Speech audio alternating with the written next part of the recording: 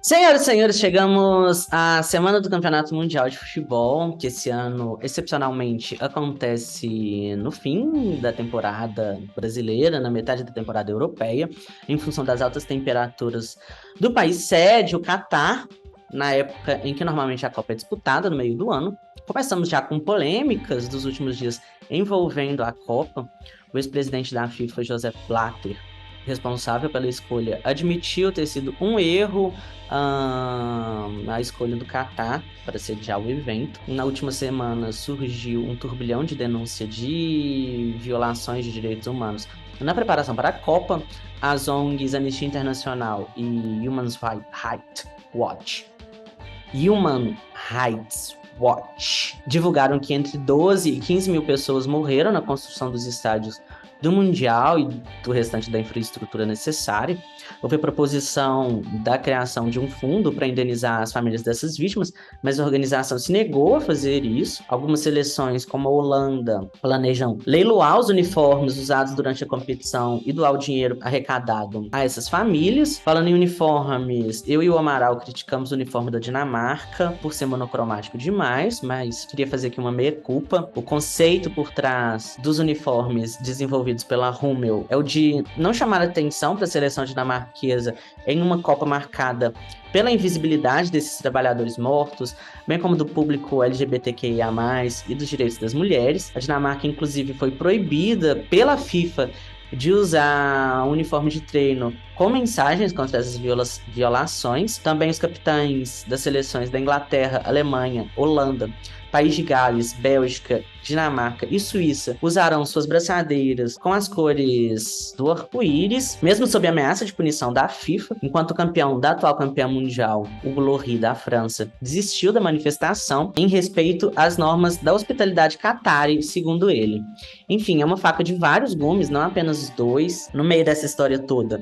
Porém, existe uma temporada de Fórmula 1 para ser finalizada, justamente no mesmo dia em que acontece o pontapé inicial da Copa, entre Catar e Equador, em Doha, no domingo, dia 20 de novembro. Nesse último final de semana, tivemos o Grande Prêmio de São Paulo, no Autódromo José Carlos Patti, em Interlagos. Os campeonatos de piloto e construtores já estão resolvidos, mas ainda tem muita água para rolar na última corrida, em Abu Dhabi, nos Emirados Árabes Unidos, no circuito de Yas Marina. Eu conversei com a Jasmine, que acompanhou a temporada comigo, e vamos comentar o que aconteceu, o que ainda tem por acontecer e o que pode acontecer em 2023. Antes disso, porém, está rolando o ATP Finals em Turim, na Itália, a competição que reúne os 8 melhores classificados do ranking mundial de tênis. O número 1 do mundo, o espanhol Carlos Alcaraz, contudo, não disputa as finais, está contundido. Então, o compatriota Rafael Nadal, número 2 do mundo, que se apresenta no Brasil no próximo dia 26, ao lado de Casper Ruud, também classificado para as finais. Estão o grego Stefanos Tsitsipas em terceiro, o Casper Ruud em quarto, os russos Daniil Medvedev e Andrei Rublev em quinto e sétimo lugares, respectivamente. Entre eles, em sexto lugar, ficou o canadense Félix Auger-Aliassime. E, completando o top 8, o sérvio Novak Djokovic, além do nono, o americano Taylor Fritz, que aí entra no lugar do Carlos Alcaraz. Por incrível que pareça, os números 2 e 3 do mundo, Rafael Nadal e Stefanos Tsitsipas, estão em último lugar nos seus grupos. O grupo A do Nadal é liderado pelo norueguês Casper Ruud, seguido por Fritz e Auger-Aliassime. E o grupo B do Tsitsipas é liderado pelo russo Andrei Rublev, seguido pelo Djokovic e pelo Medvedev. Na próxima semana voltamos com o resultado final do torneio, assim como a classificação final da Fórmula 1. Diferente do tênis e da Fórmula 1, quem já tem resultado definido é o Campeonato Brasileiro de Futebol, e assim como as séries D, C e B, chegou ao fim a Série A. O Palmeiras foi campeão pela 11ª vez, como eu já havia dito na semana passada, seguido do vice-campeão Internacional. Unem-se aos dois o terceiro colocado Fluminense, o Corinthians, o Flamengo e o Atlético Paranaense na fase de grupos da Libertadores de 2023. O Atlético Mineiro, que lutou a temporada inteira pelo sétimo lugar, manteve a posição e vai disputar a pré-Libertadores junto do Fortaleza, que terminou o primeiro turno em último lugar e o segundo turno em oitavo, em uma arrancada espetacular, liderada pelo técnico argentino Vojvoda, que agora é cobiçado pelo próprio Atlético Mineiro, que demitiu o técnico Cuqui depois da última rodada. O Corinthians também demitiu o técnico português Vitor Pereira e Luiz Felipe Scolari se aposentou do Furacão, o Atlético Paranaense. São os dois outros técnicos que saíram de cena com o final do Brasileirão. Além destes 8 classificados para a Libertadores 2023, São Paulo e América completam o top 10 classificados para a Copa Sul-Americana, junto com Botafogo, Santos, Goiás e Bragantino. Curitiba e Cuiabá ficaram no limbo sem se classificar para nenhuma competição, diferente de Ceará, Atlético Goianiense, Avaí e Juventude, que estão classificados para a Série B 2023 e serão substituídos na Série A por Vasco, Bahia, Grêmio e Cruzeiro, como eu falei aqui na edição passada. A edição de 2023 contará com 15 dos 17 campeões nacionais. Com isso, encerramos por aqui o Main Stage. Eu converso com a Jasmine depois da vinheta. Rodou.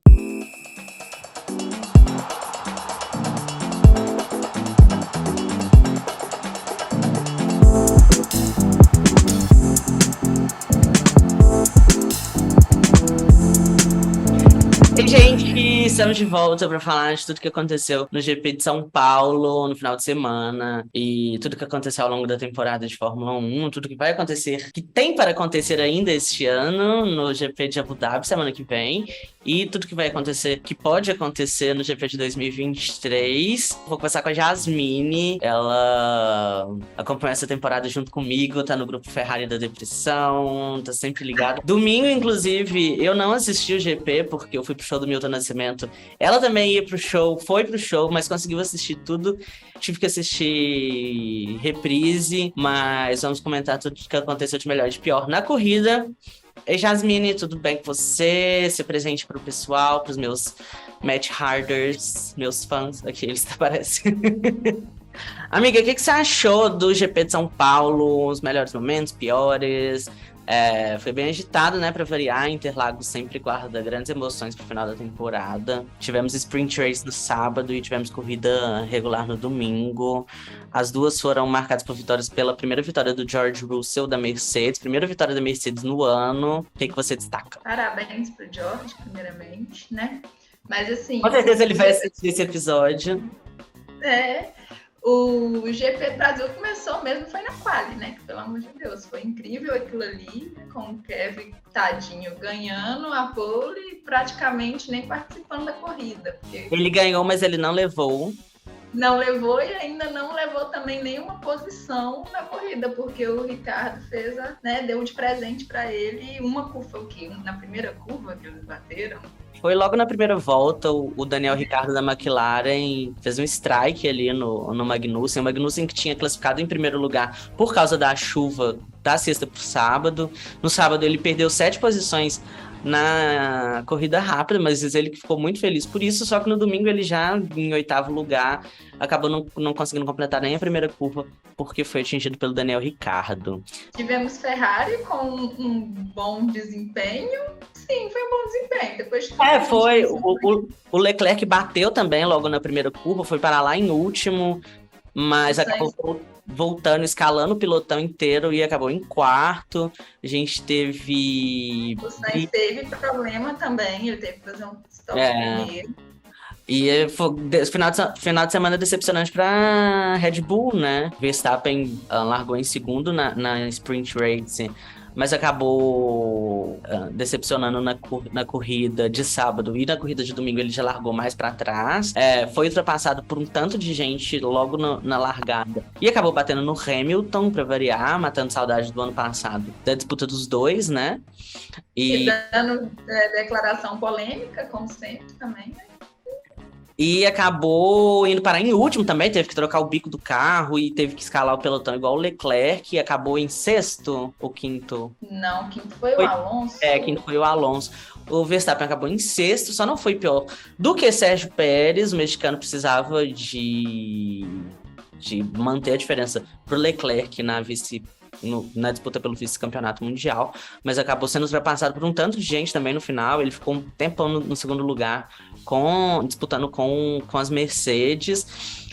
e acabou em sexto. Agora a disputa pelo vice-campeonato está empatado em 290 a 290 para o mexicano e o monegasco, mas ainda tem muita coisa para acontecer. Assim, a Red Bull já ganhou o campeonato de construtores, o Verstappen já ganhou o campeonato de pilotos, mas ainda tem esse vice-campeonato em disputa. Mas tem muita coisa interessante, né, para acontecer. Tem a disputa interna na Alpine entre o Ocon e o Alonso, que estão 5 pontos só de diferença um pro outro, e o Alonso já vai sair da Alpine no ano que vem, e eles trocaram farpas, assim, a temporada inteira, né? Uma grande amizade, amizade sincera. Mas foi um ano, assim, eu achei interessante, apesar do domínio da Red Bull, né? A gente começou achando que a Ferrari ia dominar, mas o que a gente viu foi um domínio da Red Bull que se manteve. A Ferrari deu uma decaída ao longo do campeonato, não por causa só do carro, mas muito erro de estratégia, muito erro técnico. A Mercedes, que a gente achou que ia decair ao longo do campeonato, subiu, conseguiu... Subiu nessas últimas 4 corridas, né? 4 corridas, eles já estavam aí. Bateram continuaram, né, com as sucessões de sempre ter um pódio todo ano. São quantos? 13 seguidos? Eu não sei, mas tipo, desde 52 que um britânico ou uma equipe britânica ganha, e com a vitória do George Russell eles mantiveram escrita. A Red Bull também deu uma decaída nessa reta final de temporada, né? Eu acho que eles, tipo, já não tem mais nada pra fazer e... Temos... Tem mais nada pra fazer e tá, tipo, foda-se, coitado. Só o Sérgio Pérez ali implorando pra conseguir um segundo lugar. Temos algumas fofocas de bastidores, né? Depois da corrida, o Checo reclamou do Verstappen não ter ultrapassado ele e não ter deixado ele retomar a posição, precisando de ponto na briga pelo segundo lugar. Jogou na cara que tudo que o Verstappen precisou nesses últimos 2 anos para ser campeão mundial, o Sérgio Pérez ajudou e o Verstappen não fez o mesmo por ele. E também temos a demissão de Matias Binotto do cargo de diretor da Ferrari, de chefe de equipe, porque ninguém aguentava mais, né? E você acha que ele vai ser demitido mesmo? Ou são rumores? Tá igual a McLaren colocando, igual o Daniel Ricciardo colocando que tá tudo certo e sendo demitido uma semana. Não, eu acho que ele vai ser demitido, não tem condição. Todo mundo achou que a Ferrari ia voltar aos áureos tempos, não precisava nem ser campeão, mas assim, brigar, né, lá em cima, mas chegou na metade do campeonato, a Red Bull já estava garantido tudo.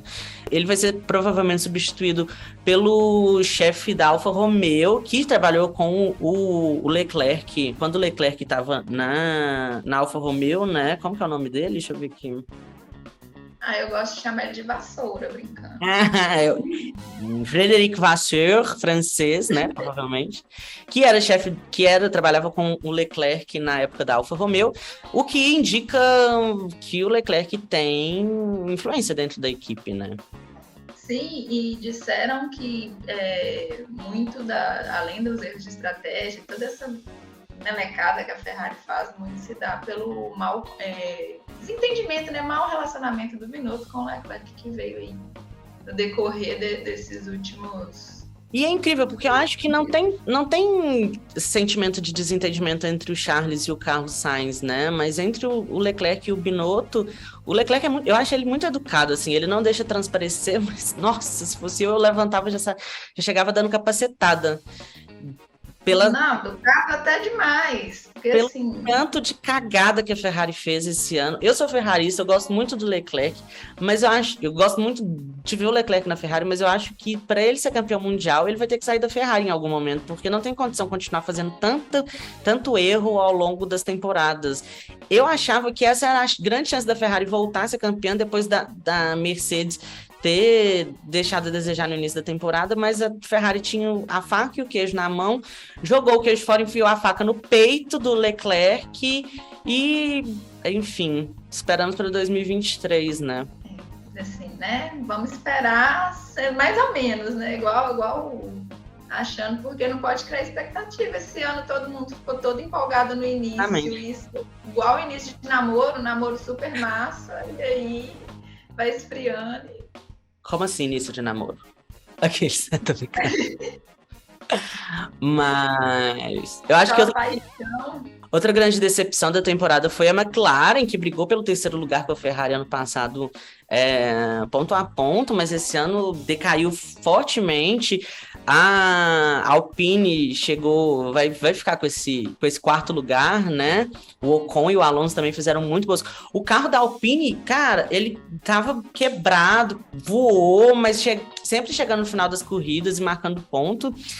E outra decepção, a AlphaTauri, que também disputou na última temporada quinto lugar, né, com a Alpine, mas esse ano vai terminar em penúltimo lugar, abaixo até da Alfa Romeo e da Haas, só vai ganhar da Williams. E eu sou 100% a favor de voltar STR, Escuderia Toro Rosso.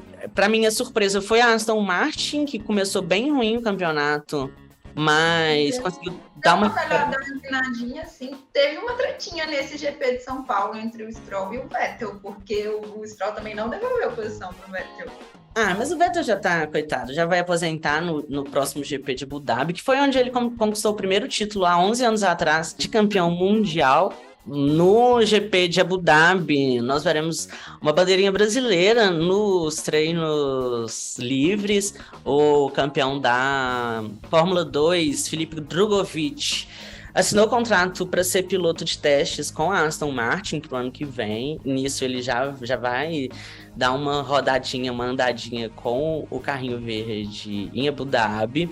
Quem também assinou contrato com a Red Bull Academy, que é a academia de pilotos da Red Bull, foi o brasileiro Enzo Fittipaldi, que ano que vem sai da Charrua para Carlin, equipes da Fórmula 2. Ele carregou a Charrua no ombro esse ano, literalmente. A equipe, tipo, sei lá, um lixo, uma carroça, tanto é que o nome parece, né? Charrua, carroça.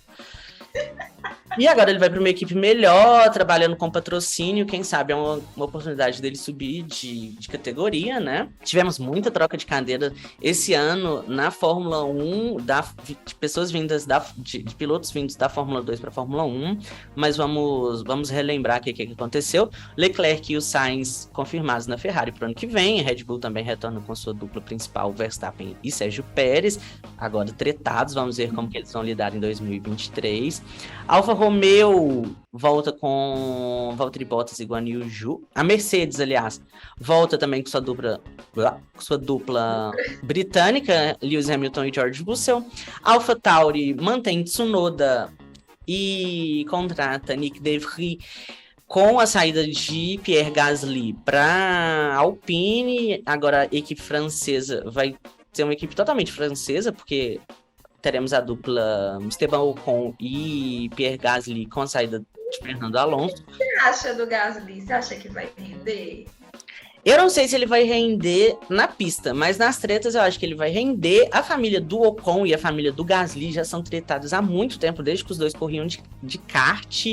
Eu achei que a treta deles era só em relação à namorada, né? A Elsa. Tem isso também? Não sabia que tinha. Tem os rumores aí, ou é verdade, não sei. Nunca podemos duvidar de Monte Gasly, dificílimo de escalar.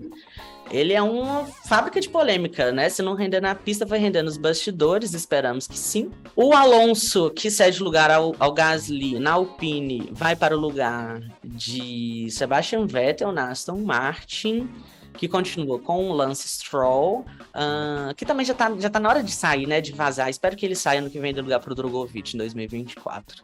A Alpine do Alonso, que protagonizou uma grande treta jurídica com a McLaren, né, não necessariamente com a McLaren, mas com o Oscar Piastri, campeão da Fórmula 2 no ano passado, que tinha contrato assinado com a equipe francesa e abandonou para entrar no lugar de Daniel Ricciardo na McLaren, ao lado de Lando Norris.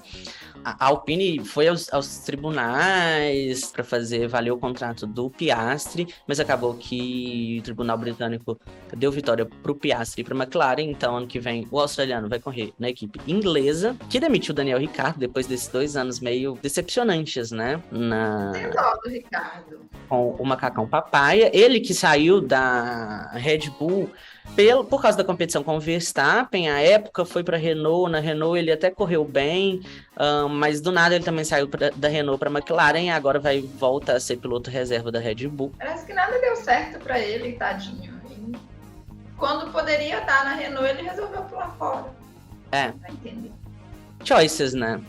Mas a Williams, ela contará ano que vem com a permanência de Alexander Albon e a chegada de Logan Sargent para ocupar a vaga de Nicolas Latifi, que vai para a Fórmula Indy depois de Ele vai mesmo? Tá confirmado? Ele não vai aposentar? Acho que sim, acho que ele vai pra Fórmula Indy. A nossa chincane ambulante da temporada. Depois de brincar de Beyblade.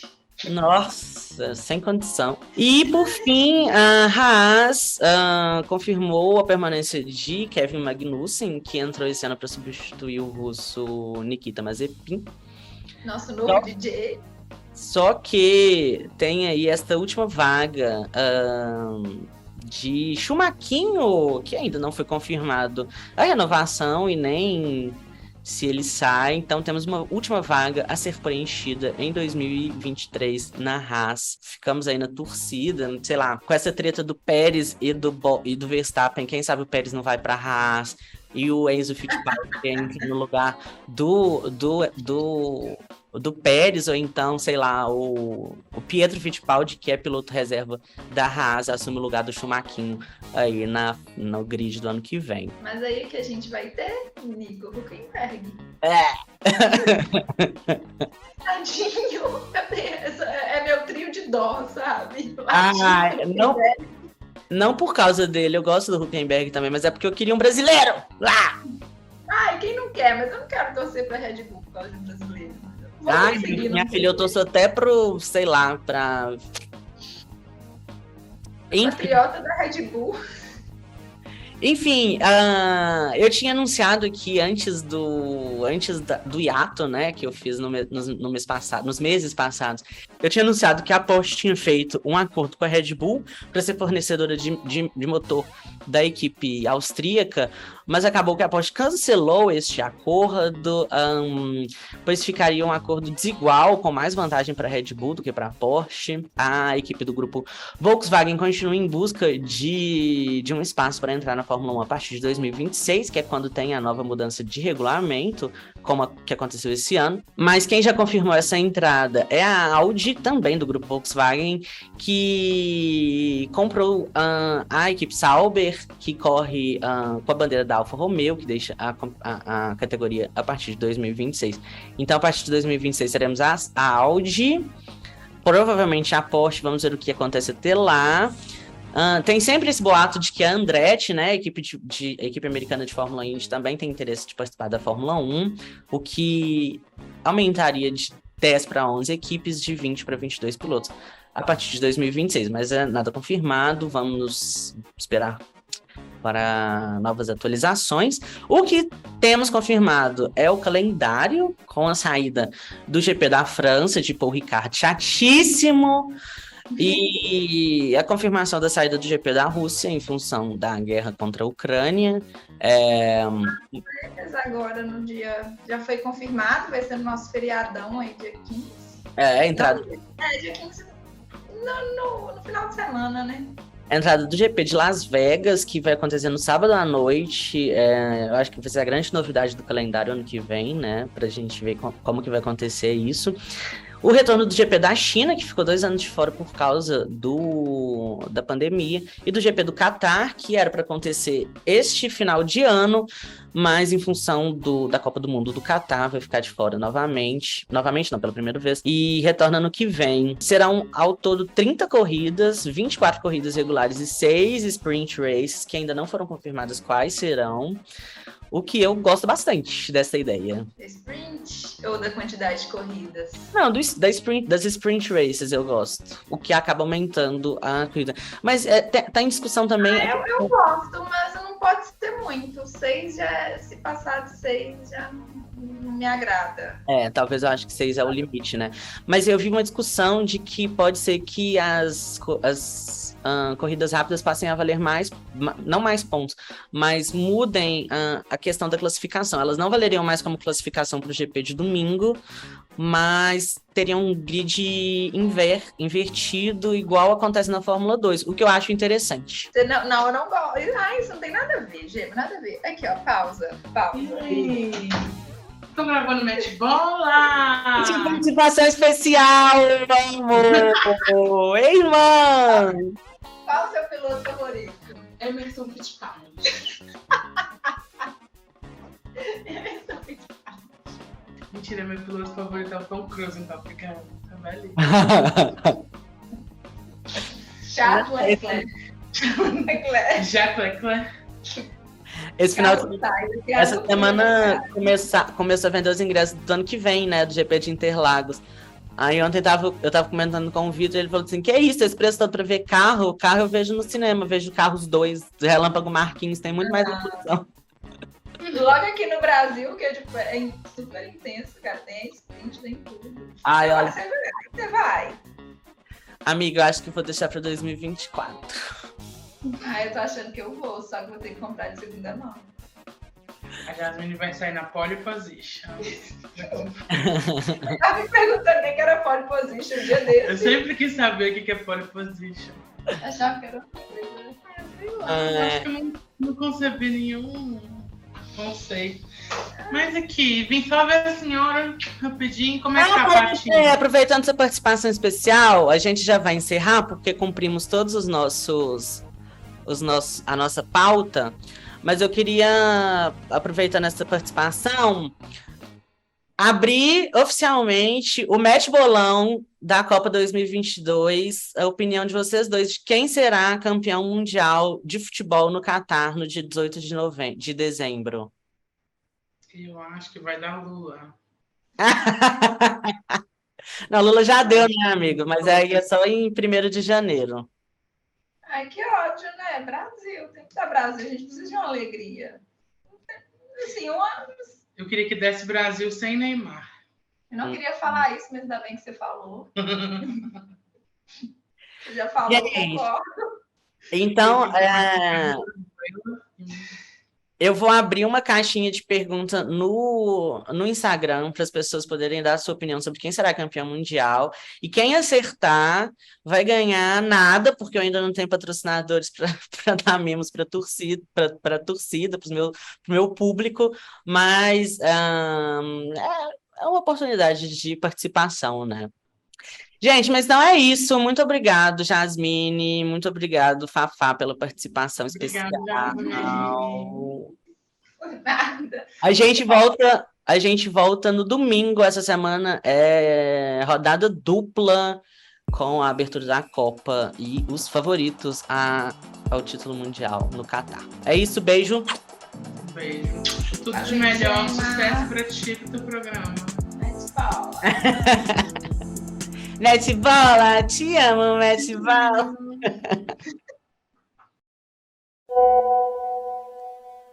Ei, gente, uma informação que surgiu depois de gravarmos, enquanto eu editava o programa, o Nico Hülkenberg realmente vai ficar com a vaga do Mick Schumacher na Haas, piloto que vinha fazendo substituições na Aston Martin, antes na Racing Point, e que tinha corrido a última vez fixo na Renault, antes da Alpine. Ele vai ficar com essa última vaga que estava em aberto.